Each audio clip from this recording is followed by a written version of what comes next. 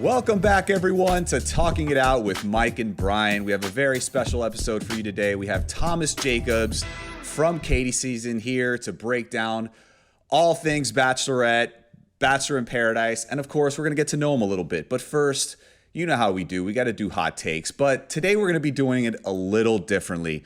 We're going to play a game called Would You End the Relationship?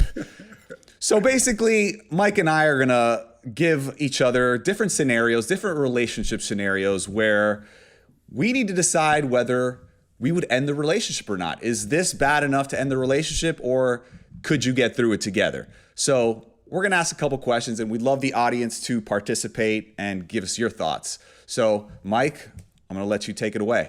I love this game. It's going to be pretty fun. I think that we need to have a baseline, though. For all the questions, our individuals have been married for 70 years, and they have one child.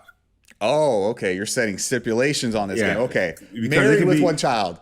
Married Context one child. matters. Context matters. matters. I mean, it does matter because if we've been dating for 3 months, I'm saying no to everything, right?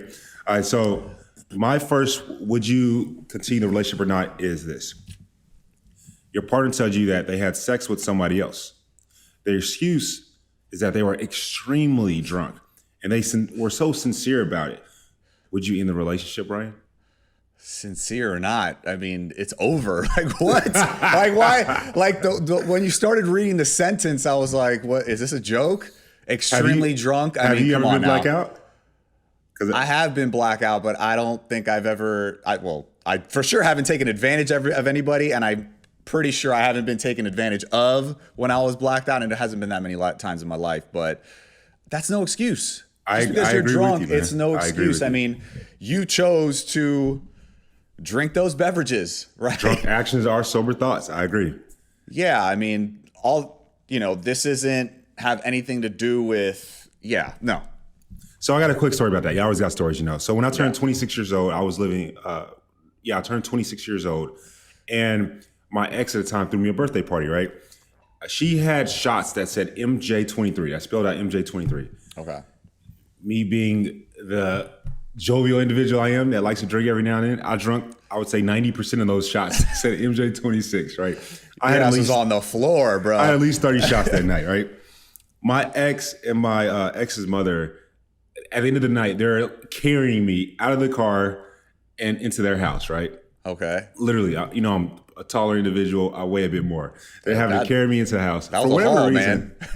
I don't remember this story at all. They just tell me about it. For whatever reason, they said that once they were carrying me, once the door was open, I sprinted upstairs. I don't know why, but I sprinted upstairs. You have no recollection of this? Yeah, I have no recollection, right? I go to the bathroom, piss or whatever, and then I fall into the bed. My ex is taking off my clothes. I don't remember this story for the record. I was extremely drunk. My ex is taking off my clothes, and I laughed when I heard the story. My ex told me, she was like, I was saying, hold up, you can't do that. I got a girl. So my girl is pissed. My girl is like, and you're in no position. You're in no position at that moment to defend yourself. Yeah, like, you don't know where you are. I don't know the words coming up. Have you seen like those funny comedies? Do you understand the words that are coming out of my mouth? Where like the kid is like messed up a drug from the dentist and they don't know what they're saying. Oh, hell yeah. That's how I was, right? So I'm telling my ex, who's taking off my clothes, I'm like, yo, stop, I got a girl. My ex is like, who the hell is your girl, getting pissed off or whatever? And then my ex's mom comes upstairs too, right? And my ex was explaining the story to her mom, and her mom was like, so who's your girl? And I say my girl's name, which is her taking off my clothes. So I won the most points in the world because I was like so drunk. But all I knew was my ex's name. So basically, she knew that if you were, for whatever reason, in that type of scenario, you would have behaved. You would have behaved. Well, the dick probably wouldn't have got off. Well, this brain would have been thinking something else. Yeah, the but brain would have been like, yo. The other one, all bets are off. Yeah. All bets are off. So man. I was in like super good graces with her. Drunk, extremely drunk. But anyway, that's a dope story. That's a dope story. All right, I thought it was dope too. You know how much shit I talked to her afterwards? I was like, yeah, I was super drunk and I still said your name. What's up? All right, mine is your partner has zero drive and ambition. They have a job, but no desire to work towards a promotion or bettering themselves. and they just seem to be very lazy, would you end the relationship? All right, so this is What do you why say? I set the precedence. All right, they've been married for Married 7 with a years, they kid. have- married with a kid. In this case, I can't. Because You I wouldn't think, end that a relationship, okay. I think that we all have seasons that we go through, man, and like they might just be in a lull season, right? We don't know the scenario. They may have everything in life that they've strived for, and they might just be taking an R&R break, or they may genuinely be depressed or sad, or we don't know. There's so many factors. Yeah, You're so right. many There's so factors many in this factors. case. I mean, but like, I have to say. barring, some like depression or anything like that, like let's just say they're happy just lazy. individuals. They're just lazy. They're a couch potato. They would need a kick in the ass. I'm sorry, man or woman. Like, If that's at the least case, have yes. a passion. At least like strive for something. You know what I'm saying? Like, there's nothing I love more than an ambitious woman, and it's one of the traits of my wife that I love the most is her ambition. Like, that girl grinds. Like, I mean, again, the joke going around is she has 1,055 jobs, right? So Every time I go to IG, she's got something else to celebrate. I'm like, damn, Rachel. yeah, exactly. So she's doing her thing. So it's like, I would feel terrible by myself if I just like laid on the couch all day, like chilling. Sure. You know what I mean? It's like, nah, I want my woman to be proud of me and vice versa. You know what I'm saying? So Rachel is, as we know, extremely accomplished, is incredibly ambitious. What if in 2 years she's just like, she goes on a 4-year, I ain't doing shit. That's not in her nature. I can't even envision that. That's not in her DNA, bro. She's got grinding DNA for sure. So I couldn't see that. But if she ever did that, I feel she would have gotten to a point where I can't say shit. You know what I'm saying? It's like, all right, boo, you deserve the time to rest because you've destroyed the game and you're like a multi-millionaire. Like, we got time. Yeah. So see, that's my thing. Like, if she got passive income coming in and she, keeping in shape, what really can you say? Yeah, no, you can't say nothing. You can't say nothing. You can't say anything. That's the situation to where like a lot of these YouTube kids got more money than their parents. Yeah. Like, what can the parents? It's like Kanye, bro. You can't tell me nothing. Yeah, like what can you? It's like, wait till I get my money up. All right, so go ahead, man. What's yours? What's another one of yours? So I have this one right here. You find out your partner has been messaging somebody else. Messages are flirty, and you're not happy with them at all. But as far as you're aware, your partner hasn't met up with the person they're texting. Would you end the relationship? With your damn stipulations, man. Married with a kid, that's tough. Yeah, that's why I got it. Because it's so much easier if it was like 3, 4. Here's the thing. It's like, how much stock do you put into emotional cheating? Because that is a thing, bro. And that shit is not fucking cool. Like, that could be sometimes as damaging as the physical cheating. You know what I'm saying? So I need to know what this flirtation is about. Like, is it just innocent or is this like real emotions being exchanged? Like, I love you. No, I don't give a damn if it is innocent. But you can have a husband like at work, a work bae. Yeah, I'm cool with that level of flirty. But in the Texas, when you at home on the couch with me, when I'm with my arm around you, you didn't say that right next to you. That's dirty. Like, that's she dirty. Here texting bae, her work bae with flirts, and you thinking she texting her one of her homegirls? No, I can't have that. No.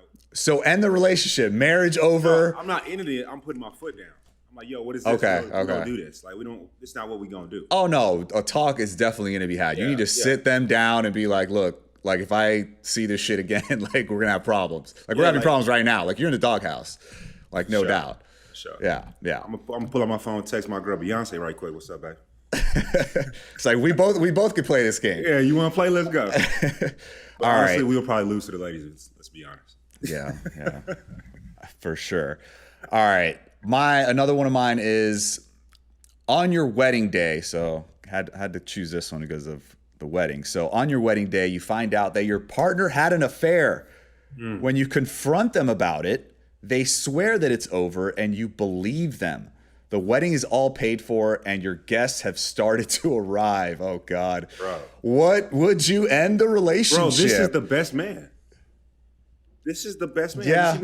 This is the best man script. This is it. Listeners, if you haven't watched The Best Man, it's a great movie. Go watch it. This is literally the script. So what do, Mike? Everything is paid for. You're in your tux. You're ready to walk down the aisle. and you just get this devastating news that this woman has. Literally, you reading that, I felt that. You know, as men, sometimes when you like see a man get his junk messed up and you feel that, I felt that when you read that. So technically, your rules don't apply in this one. Yeah, my rules. No marriage, no kids. So what do? Do you spend the rest of your life with this woman, or do you end the relationship? I mean, after I just said my vows, like, and I feel like them, first off, they're hella, I'm pissed off at, but I'm gonna stay with them, bro. I'm gonna stay. And the only reason I'm gonna stay is because they told me it was too late, but they did tell me, and they felt. So on your wedding day. I'm gonna cry. I ain't gonna front. Like, I'm not really a crier like that. I will cry. I damn near want to cry right now because I can feel it. How do you even go through with it though? Like, what? Let's just say. Wait, did they tell you like that night? Did they tell you before the wedding? The question is, on your wedding day, like that day that you're going to walk down the. We're at the reception, bro. The guests are arriving. Oh, guests what do you arriving. do? Oh, shit. Now check this out. What if she smashed the homie?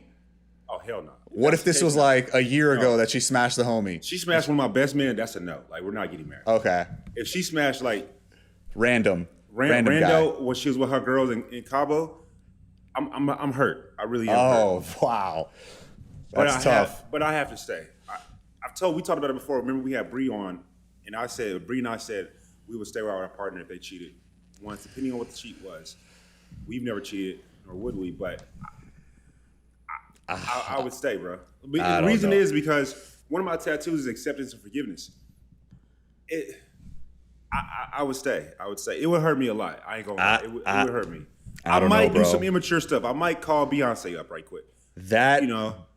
For me, bro, I don't think I could go through with it. I think that would cast such a dark cloud over the marriage. Like all the shit that's gonna come on after the fact. I don't know, man. I think. But look at it from this angle.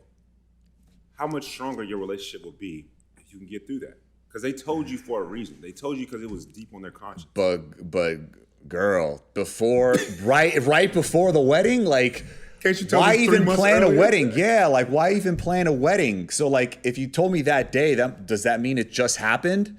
You know what I'm saying? Oh, like, yeah, all those thoughts are going to go through. If this happened a year ago, it's like, I hope you would have told me before we started wedding planning. Because, I mean, think about it, dude. Your family's there. I mean, how embarrassing is that, bro? I agree with everything you're saying. I just look at it from a different lens. Like, how much stronger, when you guys get through that, how much stronger she will look at you in such a different light of respect. That's but could she look at you in a light of respect, or could she possibly look at you like, all right, I could do this again, and this dude's gonna forgive me? Because if he forgave me right before we got married. Well, I think that's what you have to read in that conversation when you go off on her ass, because you're gonna go off. That's what you have to read in that conversation. You got to be able to read your girl and read her good. Like, see, I'm like on both ends of the spectrum. It's like on one end, on the 100 level, it's like blast her out in front of everybody, but then at the same time, it's like, okay, let's just get through this night. We'll get this shit annulled in the morning. I don't know. So we'll get it annulled in the morning. But I forgot about that aspect. There you go. I mean, you got like 3 months, right, to get it annulled. Yeah, you have a good time. Everything's paid for. You get drunk as hell. Oh, I'm getting drunk that night for sure. Oh, for sure. All right, let's get through one more. Your partner always makes fun of you in front of people in an attempt to make everybody else laugh. You don't really think much of it to begin with, but it soon becomes a regular occurrence. Would you end the relationship? I've seen this happen before. And listen, I can relate to this one because Rachel's a jokester. You know what I'm saying? And the way she was brought up was like that. You know what I'm saying? Like her and her sisters, like her cousins, they would like throw zingers at each other. You know what I'm saying? And just kind of crack jokes and clown you. But at the same time, obviously there was always love and respect there. But if you're not that type of person, you may take that the wrong way. You know what I'm saying? So it's like, I feel it's cool if it's behind closed door and you're just clowning each other back and forth, you know what I'm saying? But if it's in like a public setting and it happens multiple times and it bothers you, I'd step up to the person and be like, you gotta babe, check it. It's like, babe, come on. Like, it kind of embarrasses me. Like, it makes me look bad in front of your people. Like, it makes them respect me less. Yeah, you know what I'm saying? I agree with you completely on that. I was in the military, and it was my homeboy doing this to his wife, right? And it was hurting me. Like, I had to go up to him behind closed doors. He was my superior at that, right? You know, in military, you got to really pay attention to rankings. So he was my superior. I had to tell him behind closed doors, bro, because his girl had braces. And he made a funny joke. I ain't gonna lie, it was hilarious. It was hilarious, right? But he made a funny joke about it. I was like, bro, you got to stop talking like this about your wife, man. Like, you told him. You had to sit him down. I had to, because of who am I? And this is a big thing about me. Silence is acceptance. Who am I to not appreciate the way he's talking about his wife, but I'm sitting there laughing at the jokes? You know what I mean? Yeah, you're culpable there. Yeah, exactly. And so therefore, I had to tell him about it, because it's not him and his lady can do their own banter. You can even talk crap about each other with other people around, but there gets to a certain point to where it's like, yo, you've hit your one limit for the day. You know what I mean? How did he react when you talked to him about it? He respected me. Like, honestly, I think he had such a higher light for me, because I took him to the side, so therefore he didn't get disrespected or feel, because, you know, he's a superior. And I was respectful. I was like, yo, this is the way that you made me feel, and this is the way I saw your wife's facial reaction. And she may have been like, she may have been belittled so much that she may have been like shut out. Right? She went into a shell. Yeah, she went into a shell, so she couldn't communicate her thoughts, right? And so therefore, I saw it, so I had to speak on it. Gotcha. All yeah, right. But well, I'm not cool with that. I mean, think about that, man. Like, think about how much you possibly helped their relationship. Like, maybe your guy took that and, you know, ran with it and made her extremely happy. You know what I'm saying? So I think that was a talk that definitely needed to be had. But, man, I'm ready for Thomas Jacobs to come in. We've heard a lot about him. We've seen a lot about him on the show. You know, Thomas wanted to be the Bachelor, he said, which is, you know, honest of him, talking about honesty. Very bold. Yeah, very bold. He's on Paradise right now. He's kind of getting the shit in the stick from the other fellas. So I just want to know about Thomas from Thomas's own viewpoint. Let's bring him in. But yeah, Thomas, thank you for being here today. You're looking good, man. Yeah, you look like you're on a LinkedIn Zoom interview right now, but we appreciate it. Hey, it's a work day, brother. It is a work day. I'm on a bunch of calls. We have things we have to do. It's just, yeah, I'm glad to be here. I'm glad that this is definitely my highlight of the day, being able to talk to you gentlemen. Absolutely. Love it, man. Well, let's get right into it. So, Thomas, right now we're watching Paradise. First off, how was your experience on Paradise versus your experience on The Bachelor? Night and day. You can't even compare the two. And I know a lot of people just watching that first episode, they're like, well, it seems pretty similar as far as what I was walking into. However, just the energy, just the overall atmosphere, and just people's outlook towards really being there to find love and really being able to grow as themselves and as a collective community, that was an energy that I wouldn't have traded for the world. On which one? Which one are you discussing? For Paradise. All right. For Paradise. And with that said, I mean, you can't have one without the other. It's a reciprocating force. With everything that I went through on The Bachelorette and everything that happened in New Mexico and those relationships that I had with the guys, and also being able to dive deeper in the relationship with myself, all that led into Paradise, and all that led into a place where I am so thankful and so grateful to be able to have been a part of it all. And Thomas, like, what do you attribute? Because, I mean, we recently saw you walk onto the beach. All these guys are talking mad trash, just like they were on the Bachelorette season. Like, what, in your own words, like, what do you attribute that to? Are they jealous? Well, are they just haters or what? I wouldn't say they're haters. I mean, if you're going to have people, like we were just talking about with Jim Valvano, worked up to some sort of emotion, something had to trigger that. Yeah. It's something, just law of physics. Object's not going to go in motion without a force leading into it. I feel like, although I do have direct responsibility in getting those wheels turning, with anything that gains momentum, it can take a life of its own. And I think what everyone's seen historically is the situations that I'm involved in, normally they wouldn't really be that big of situations, but with some different emotions, different underlying factors, it definitely escalated a lot. Wait, you're saying so much there, but yeah, at the same time saying nothing. Like, come on, man, give it to us. So, break it down. Are they insecure? Are they jealous? Are they haters? Like, what? How do you feel? We walked into a really fresh situation. Just point blank, I think if we had time in between Katie's season and going directly to Paradise, things would have been different.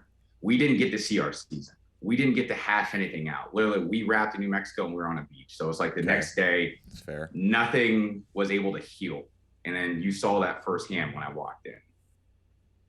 Okay, I got you there. I hear you. That's fair. That's fair. Do you feel?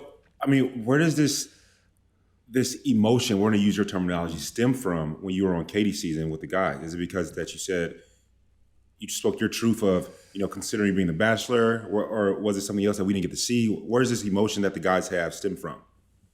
I think because we weren't there.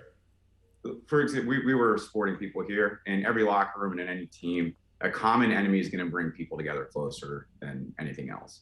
And one of the things that we saw in Katie's season is they had such a tight connection with all the guys. And one of the things that they were really able to bond on, unfortunately for me, I feel was almost like turning me into this emotional like totem pole to put all their energy on and like really gather together.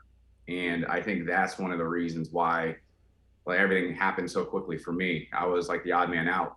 And why? They got closer through that. Why were you the common enemy? Using your words again. Mm-hmm. Why are you the common enemy? I do feel like out the gates, I had a really strong connection with Katie, and I wasn't afraid to let that be known. And it was something I wasn't necessarily buddy with everybody. I mean, I saw it directly on the season. If I had a chance to talk to Katie, I was going to do that.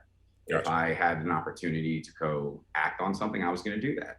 And in retrospect, when you look at that actual group dynamic, that is stepping on people's toes. And that is something that's a little unsettling. And it was going against the current of what the actual house had developed.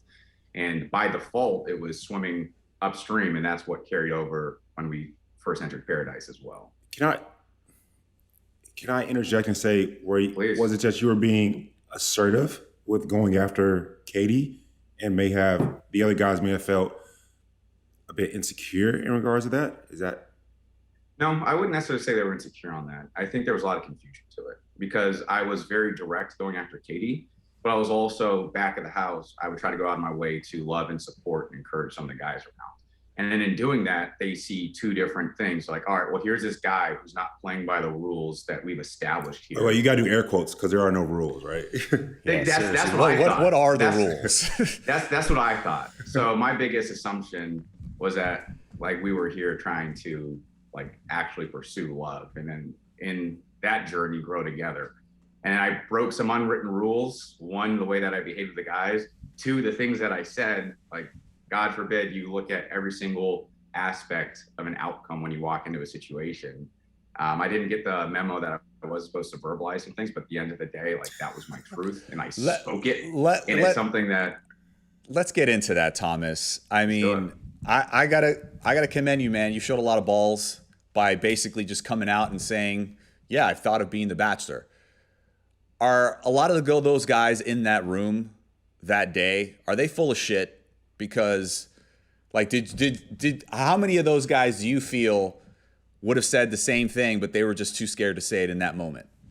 I'd say 99% of people who go through that process, when they first get a call and say, "Hey, are you interested in doing this show?" You think of every single potential outcome.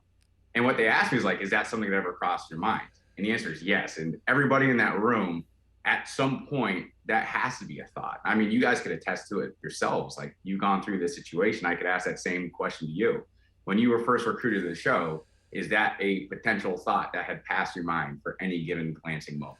So I got to stop you right there, Thomas. And I love this conversation, but I got to defend myself. When they first called me back, I hung the phone up because I thought it was a prank call. And then when I went on the show, I didn't even know The Bachelor was a lead was something that you could obtain to. So I would see, Mike. I think that's a fair point. For somebody that's never watched the show, you're just walking in.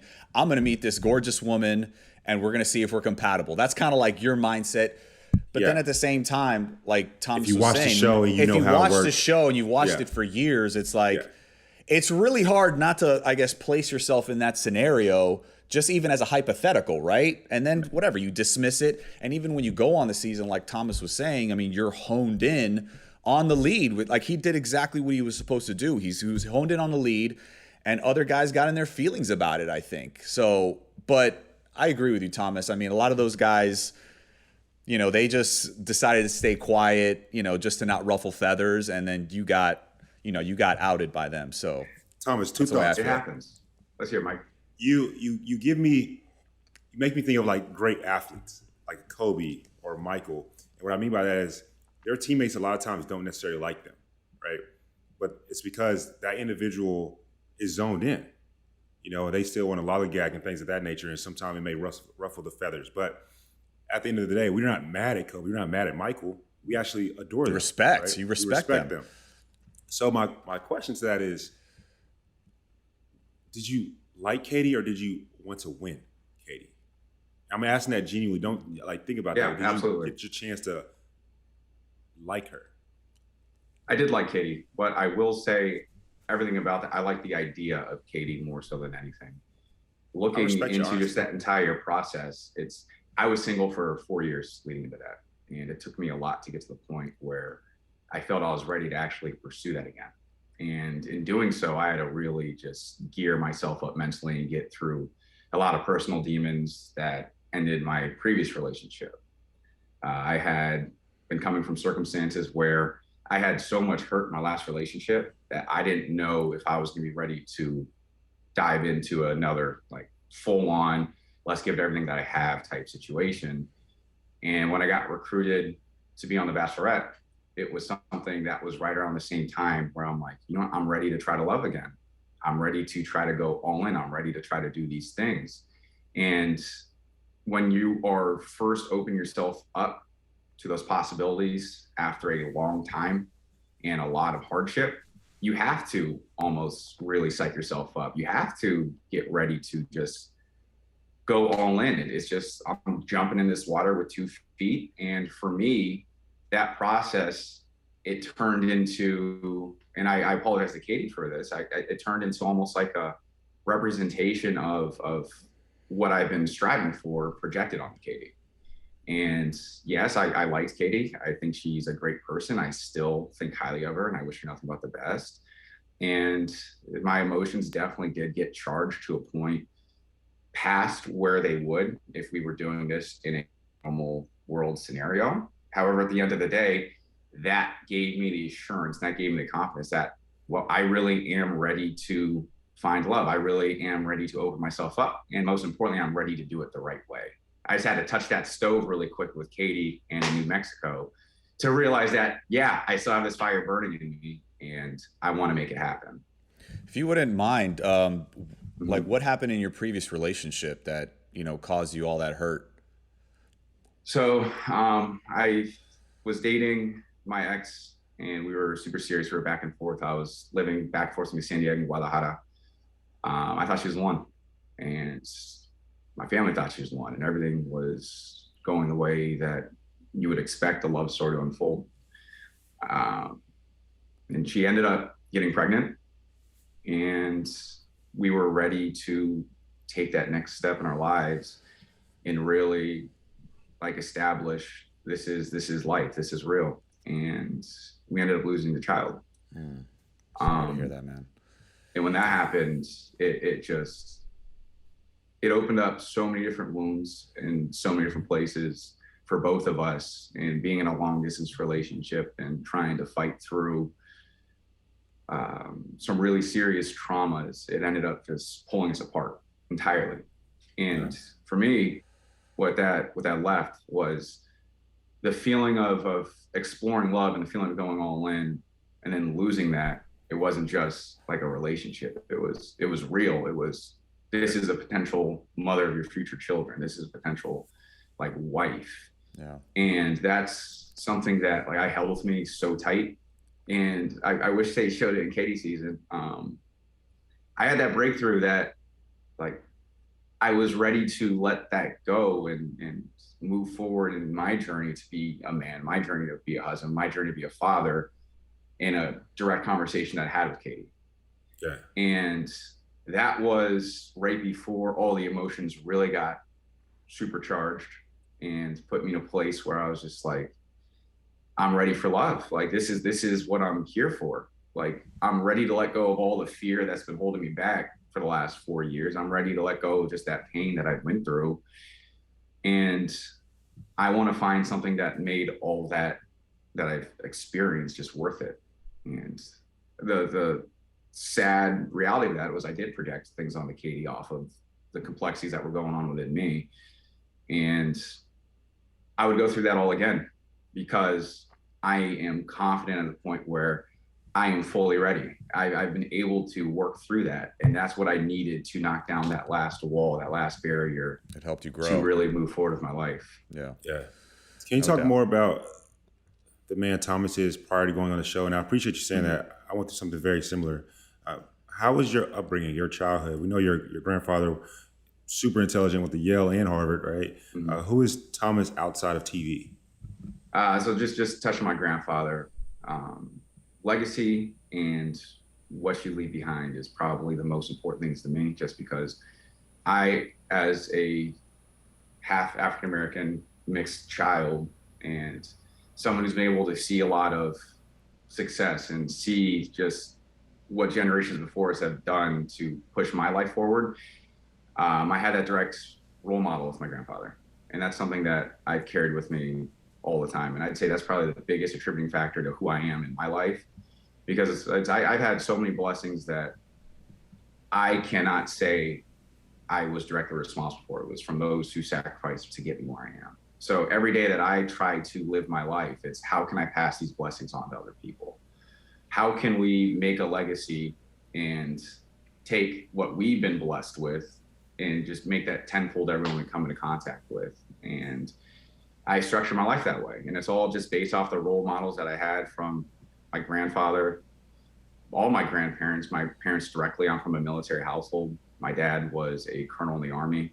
After 9/11, he switched over to the private sector. Ooh, know how that is. He was gone a lot, and it was something that was hard. But I understood the sacrifice that he was making wasn't necessarily him not wanting to be there with us. It was him wanting to leave a better world for us. And then in that, my mom, she's the strongest, most amazing woman I've ever met in my entire life. She has 4 kids. She works full time. She's a COO of a space company, and she's still just super mom. And I saw, like, firsthand, although I had to grow up a little quicker and have independence a little quicker, I had just the ability to look up and see these amazing people accomplishing things in their lives in circumstances that are way harder than anything that I had to endure at the time. And it made me just hungry to be able to just go out there and achieve. And for me, what achievement is how many lives can we touch? How many people can we make a positive impact in? How many people can you have a conversation with and then they end up better off for it? And that's been my just burning desire ever since I was a kid. Thomas, you said your mom had 4 kids. So do you have siblings? 3. I have 2 older brothers and a younger sister. Dude, this all makes sense to you. That also edged my. Yeah, I wanted to know how that influenced. I wanted to know how. I'm the youngest of I'm the youngest of the 3 boys. Okay. And when everything was going on, I was competing for attention from my dad. I was competing for attention from my mom. I was competing directly with my brothers. I was competing in sports. You're trying to figure all these things out, and then you have these wrinkles. Mike, you mentioned, like, you know what it's like when things are just different in a military household, and that fueled me to, like, just excel in things. It fueled me just to go nose to grindstone. I ended up becoming a full ride Division I scholarship basketball player from that. When basketball ended, it led me to dive into the business world and launch a couple successful businesses. And from that, it allowed me to have resources to pour back into the community, to give back, to do events, to reach out, to work with the youth, to try to develop programs, to continue moving the ball forward. And it's just, that's something that doesn't stop. I love that, man. I want to touch on that as well. I want to go back a bit. 2 things. One, when I had mentioned, like, you give me vibes of, like, Mamba mentality, right? It all makes sense. Your mom is a badass. 4 children, COO. Your father, thank you for his service, a colonel in the Army. Your grandfather, like, you're the youngest boy. I can see where you get that competitive edge from. But you had mentioned something that struck me. You said you had to grow up early. Like, you had 2 parents in a household. They both make money. You had older siblings. Why do you feel that you had to grow up early? Right when my dad started going on more deployments, one of my big passion projects is anything with mental health. I've personally gone through bouts of depression. I've had to fight my own demons, but most importantly, my oldest brother, who's one of my biggest role models, he's bipolar schizophrenic. And when he was going through a lot of his own self-growth battles, that was right when my dad was gone. When my dad came back, he had bad PTSD. And living in a household where, when we did have our entire family together, there's so much going on.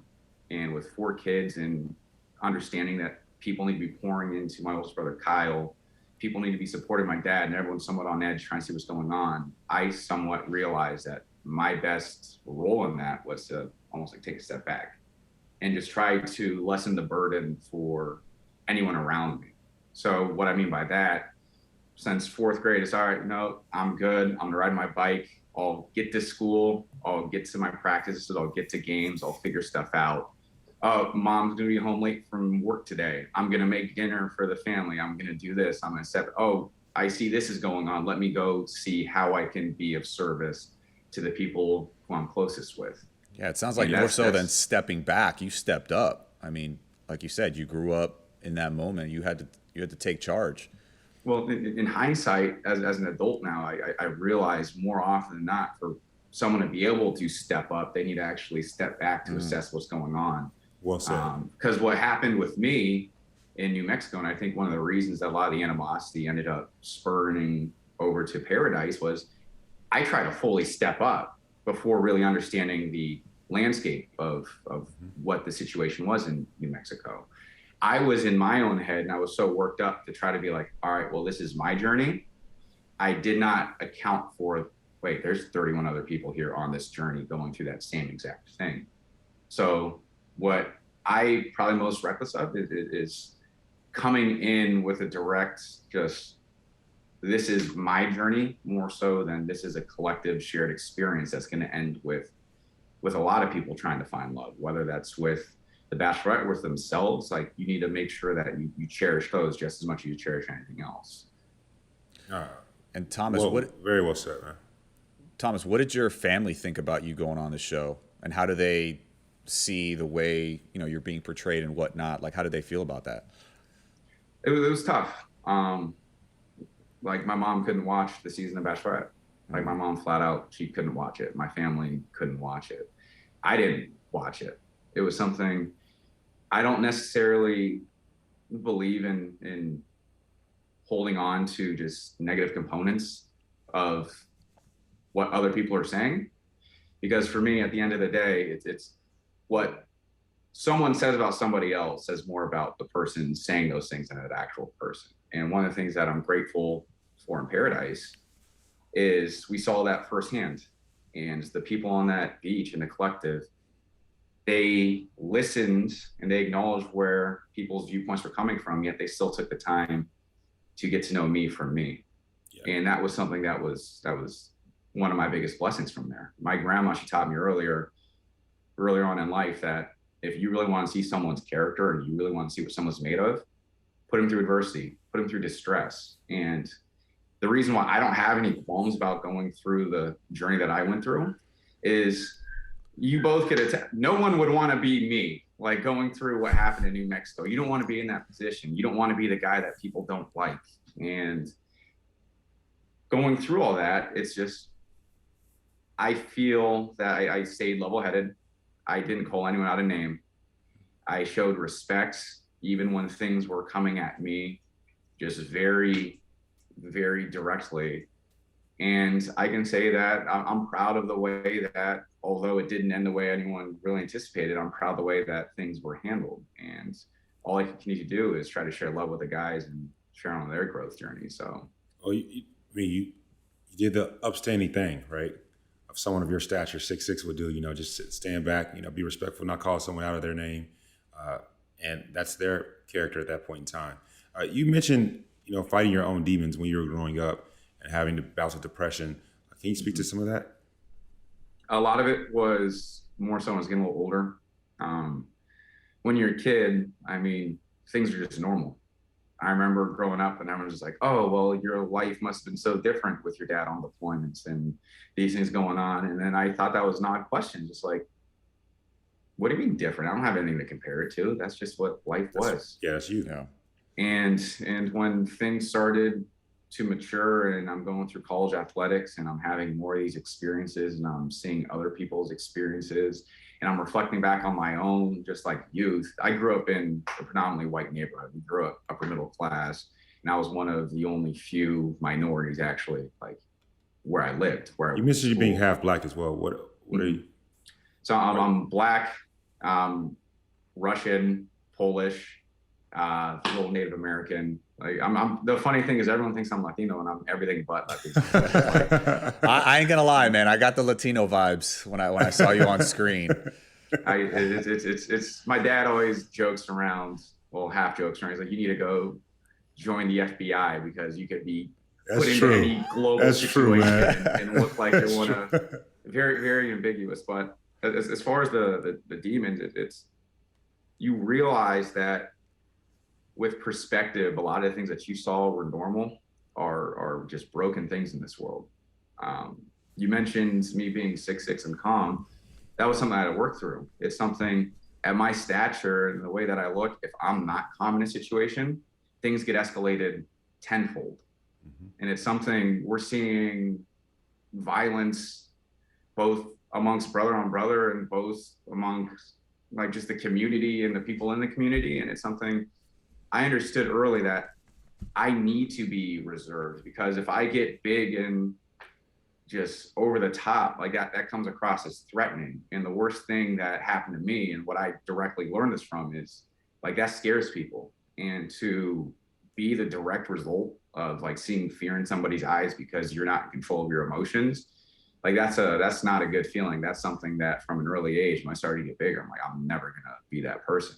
Was that some of the demons that you faced? Yeah. Like, is there like a story? story? So the demons that I ended up facing were transitioning away from college athletics and trying to figure out what's going on next. I always felt confident in the things that I had in life. There hasn't really been much that I set my mind forth that I haven't been able to achieve.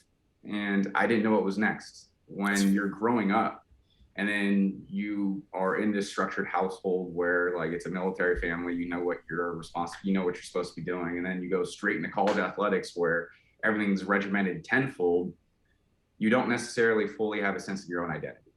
And although I knew the experiences that I went through and I knew who I was as a person, I didn't know how that would translate to the world. And that started just eating away at me. That started planting seeds of doubt and insecurities in my head. That started saying just like, well, what did you do to deserve any of this? And what's going to happen next? So when sports were ending, it was me listening to those conversations in my head versus just like, no, you're a person of abundance. No, you worked your ass off to get here. And I ended up feeding into the thoughts of insecurity, and that led to some really deep depression. That led into a career of some really bad injuries where I had surgeries, I had breaks, I had a lot of access to pain pills. And when I was in those dark places, I would lean heavily on that crutch versus the things that make life beautiful. And it was a dark path of just getting in my own way and diving into a life what wasn't fruitful. It was abusing pain pills and whiskey, trying to get away from facing what was next. It was just moping around, trying to be like, all right, well, I've had it this good. Like, when's the shoe gonna fall? Like, what's gonna happen? And then just instead of letting like the enthusiasm and excitement of what's to come next, I let the trepidation and fear control my life. And that just led into some series of depression. And thankfully, like I was able to seek out help. I was able to have my friends rally around me. I was able to pull out of that. And it gave me the perspective where I'm able to relate with a lot of these kids, these athletes, these people trying to figure out their place in the world and help them avoid that circumstance entirely, help them get on their feet and avoid some of the pitfalls that I fell in, help them understand that they're fully worthy of the blessings that this world has for them. And like, as much as that sucks, like I'm grateful for it. Yeah, I was gonna ask you, Thomas, like who in that moment, you know, those tough moments where you were depressed, like who was it that, you know, stepped up and helped you transition yourself into that next phase in life, you know, to be a successful businessman? Mentors. Wholeheartedly, it was mentors that I had through the network that I was building through sports. And I can confidently say I would not be where I am today if it wasn't for the direct actions of two people in particular. Are these like former teammates or? No, these are older people who supported the programs, who supported me through it. JD Dudek and John Kirk. They literally pulled me out of it. They taught me that anything that I wanted to actually work for was achievable, but more importantly, they gave me the tools, they gave me the instructions, they gave me the encouragement to actually go do it. When you see someone who's succeeded in life and then they put that vote of confidence in you and they take it a step further and try to guide you in the same exact like journey that they went on, that changed everything for me. And that's why in my businesses now and in my passion projects now, I try to do that as much as I possibly can. That's why I launch different community events, just community initiatives. That's why I started volunteering, coaching basketball at at-risk high schools. That's why I started pouring back into the military community. That's why I started trying to just change the world in the way that it was changed for me. Because it's at the end of the day, like there's too many people who they have like a mindset of scarcity. There's like, all right, well, this is pouring into me, but I'm going to collect this here because I'm afraid of losing it. Mm-hmm. In my experience, I've already lost all that. I've already gone through all that. And I've seen like what it takes for someone to be successful. So it's like, let's keep this going. Let's pass this through. Let's work in ways where we could build community together and just uplift our brothers and sisters around us. Like, let's change the world. I saw that firsthand through my grandfather. We started off a conversation with him. He put himself through Harvard and Yale as an African-American at times where we didn't have those opportunities. Yeah, he became the second ever admiral in the United States Navy in a time where you didn't see African-Americans in positions of power, let alone one of the most influential men in the military. He was a U.S. ambassador to 2 foreign countries under both Republican and Democratic presidents in an era where we were fighting an uphill battle. And the reason he was able to do that was through education, through perseverance, and acknowledging that if you want change in the world, you need to show up as that change. And to have that role model and to have the experience that I had and to have the mentor system that I had in place, I'll be the first to say, I am so proud that I am not a self-made man. It's something everyone has like this almost stigma, just like, oh, well, I had to go through this trauma and I had to have this hardship and I did it all on my own. It's just like, no, like I want to change that story. I want you to be in a place and I want you to be able to plug in with people where that's not what you have to do. If you want to go far, do it together. Like, I don't want someone out there to have to feel like they're in this alone. And sorry, I'm getting worked up. Like this is great. What I'm passionate about. Like, this is great. You're right on the money, bro. Like mentorship is everything. I mean, how many people out there have, these ideas and these dreams, but they don't have the execution. And sometimes, or, maybe they can't see a couple steps ahead. You need that somebody with experience, with the knowledge that's gone through it to help you through. And I don't think there's anything wrong with it. So I totally agree with what you're saying. I mean, mentorship is super key. I mean, think about how much impact you've had on all the community work that you've done, you know what I mean? And all those people that the lives you've touched.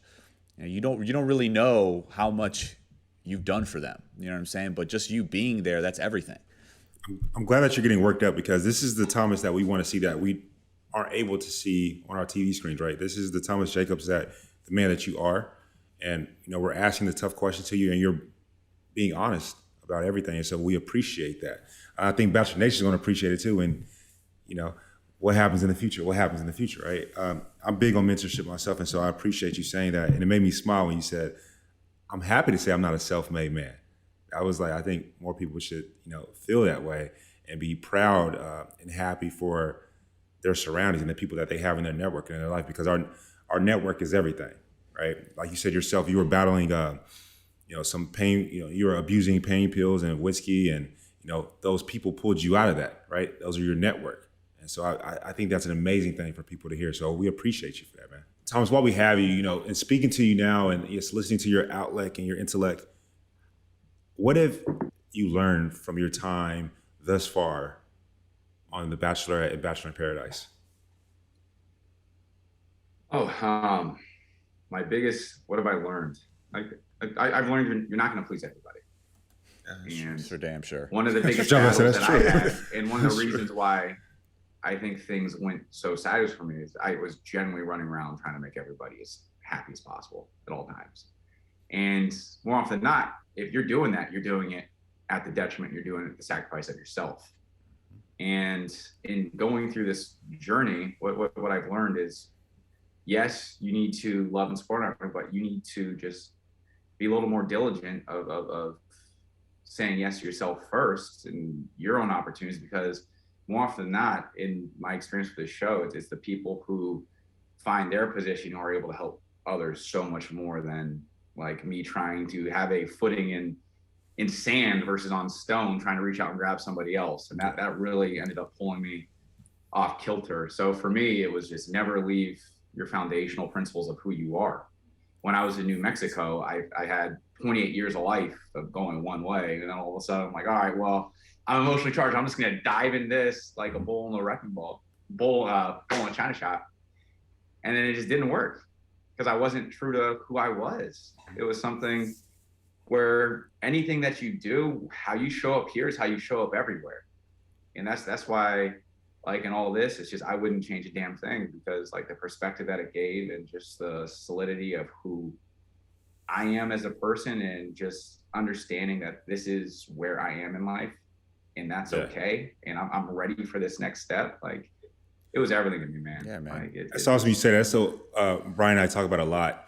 If we say something that may not be the most positive about an individual from the show, we always not personal. we always talk about the fact that this is what they're going through now. Yeah. This isn't their book. This is a chapter within their book, if that makes sense, right? So It doesn't define them.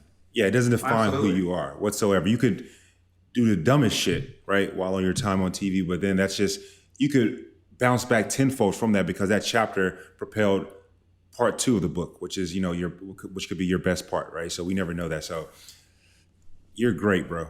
Keep doing you in that regard. What if you said you weren't watching The Bachelorette? You been checking out Paradise? I don't have cable. So Neither do I. Neither do I. So it's just like, He's on his grind all the time, man. He don't have I don't got TV. cable either. I don't, but I do have Hulu. Okay. So I don't even got that. I watched the latest episode this morning before coming on here. But yeah, I've seen all the episodes so far, and I'm going to continue to watch every single episode of Paradise. There you go. People don't understand like the bonds you have. I freaking love all those people so damn much. And I'm sitting here just like, for example, watching Marissa and Riley go on their date. I'm sitting there with like my blanket and my dog. Like, Oh my God. I was like, that's my king, that's my queen right there. Yeah. There's something and then just There's what's something up, Ryan? about experiencing, something that not too many people can experience together. You know what I'm saying? Like, you Yeah. just have like a bond, kind of like a sports team, right? Like a fraternity sports team. So I totally feel you on that. But I want to know, are you happy? How are you right now in your personal life? Are you dating? Are you single? Are you in a relationship? What's the deal? Are you gonna be the Bachelor? Yeah, I mean, let's I- break it all down. My personal favorite flowers are sunflowers. I'm gonna stick to that side of things. I'm done with roses. I don't want any of that more in the world. He's like, I'm a sunflower guy. Yeah, no. I can honestly say that I am so damn happy. Like, it's something with everything that's happened. I'm at a point in my life where it's just nothing's able to knock me off my mindset, and that's just abundance of joy, abundance of just like gratitude, and everything that's happened in The Bachelor. Like, that's a huge part of that, and the people who I've met, that's an even bigger part of that. So I know Mike's like, oh, well, you're not answering the question. What's this? I mean, is there a special it's- lady in I your think life or that- what? We'll have to find out. There you go. That's how you do it. Thomas, bro. My job as a podcast host is to give the people what they want, man. I gotta ask the questions. I'm trying to ask you those questions respectfully, though, as well. Yeah, I will say I'm at a point in my life where I am extremely happy, and I'm not wanting for anything else. I wake up, and the people who I'm surrounded with, those are the people who I want to actually choose to be with and continue to grow with and continue to surround myself with. And what that leads into, we'll find out. But I'm enjoying every single second of it while we're going through it. I can tell you that much. So we'll see. Thomas, where are you based out of? San Diego. San Diego. I would love to do some. I work with Big Brothers Big Sisters. I would love to do some like co-mentoring session for the kids if you ever down for that. Let's do it. Where are you at right now? I'm in Austin. Good place. I'll be in Texas in a couple weeks. Awesome. Yeah. We're yes, anything that you want to do that's community based. That's literally my entire platform. It's funny. Right before going on the show, I actually had braids just like yours because Mike, I gotta say, one of my favorite things when you switch to the braids was people with our background, they don't see enough examples outside of rappers, outside of athletes, outside of anything in pop culture as far as like a negative aspect of things with braids. And to see someone of intellect, to see someone who's a community leader, see someone pouring back into people. So kids who look like us can see someone who looks like them thriving, achieving greatness in their life. Like, keep it up, bro. Like, just like trimming my hair, I cut my hair too short, so the braids are gone. I see. I'm like, man, I kind of miss mine because it's so much more. Like it's giving hope to the people, like we said earlier, who just see you and you don't know where that ripple effect's going to go into. I appreciate that, man. I got so much flack for wearing my do-rag on the Bachelor franchise. And I was like, look, this is who I am, and I still could be we still can be a he's a real one, product bro. of society. But Thomas, you are a real one. We definitely appreciate you today. Lastly, what's next for Thomas? What's next for Thomas is what Thomas has always been. I can't believe I just referred to myself in third person. Wow. He's the Rock now, baby. Dwayne Johnson comfort. But what's next for me is what it's always been. I'm gonna wake up every single day and I'm gonna take account for what I have in my life, and I'm gonna see how we can share that with others. I've been able to do that through my real estate brokerage and investing in properties of my own and growing my businesses there, and meeting a lot of cool people along the way. So it's finding the opportunities to be able to say yes to, and just being open to what the universe end up pouring on. What I'm seeing soon is a Big Brothers Big Sisters collaboration community event. That's an exciting opportunity to be able to say yes to and grow that way. But it's just to live in gratitude, live in grace, and just keep pushing that ball forward for all of us. Love it, man. Well, from this interview, my first time ever speaking to you, I think you're a good-looking brother, got a good head on your shoulders, and you are a confident man who I think those three things are things that we desire in a bachelor. So yeah, I was about to say, man. I mean, I came away impressed. I mean, you're bachelor material if we ever saw any. So kudos to you, man, on just being a stand-up guy and living your truth on the show and not listening to all the bullshit that people are saying. Say it, Brian. I'm just a guy. Aren't we all, man? I'm just a guy who's had a lot of good people on his way. That's nothing more, nothing less. There we go, man. Well, I appreciate you, and can't wait to see what you do in the future. We'll link up in Texas. All right, gentlemen. Take care, buddy. Have a good one. Have a good one. Wow, Mike. So great conversation with Thomas Jacobs. I came away impressed, man. Like, I thought he was very well spoken. Like you said, I thought he had a really good head on his shoulders. It looks like, he went through the trials and tribulations from the show, getting the villain edit, right? And, then it seems like he's trying to redeem himself on Paradise, and then, they keep on hating on him. But like he said, man, he knows his truth, and he knows what's in his heart, and he can't control everything, which is the truth about this game, right? So, and he's just moving forward and just thinking positively, and I love that. Definitely. So I think that, he spoke about some, not all of his trials and tribulations, and a part of, I think he's a leader, from his upbringing to just who he is, and a part of being a leader, the beginning aspect is learning that you can't control every situation, right? And I think that's what he may have been trying to do, is just control and be respectful. And I say that in a respectful light, right? Be, make sure everybody's good in the household, make sure he's zoned in on Katie and everyone else's as well.